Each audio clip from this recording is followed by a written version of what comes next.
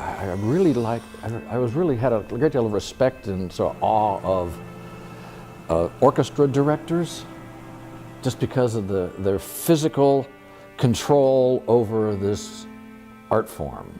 You know, they were up there and they were moving around, and the sound would happen, and then these little sound, you know, and it just, I had control over all the nuances, and that looked like what I wanted. That kind of relationship to the materials, that kind of relationship to the sound, to the art. I'm really interested in having a portrait that looks back, and maybe even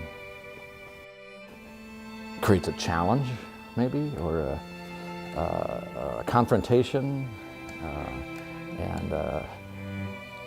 or a dialogue. There's a passage of time here.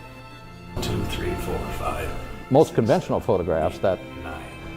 that increment of time is a fraction of 1 second, and here it's a segment of a conversation.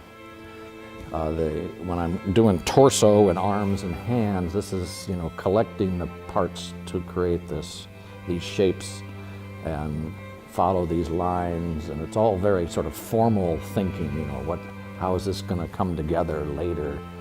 But when it comes to the face, that's a different scene altogether. And I'm about this far away from the subject, so I'm right in their face, right in their space, their private space, the space where you usually only allow your lover in, or your mother.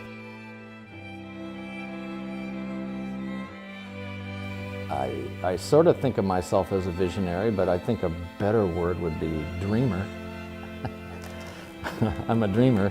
That was my mother's word for me. I said, "Oh, David, he's such a dreamer." If we were doing an fMRI, you know, I'm hoping that I'm lighting up more parts of the brain than a conventional photograph.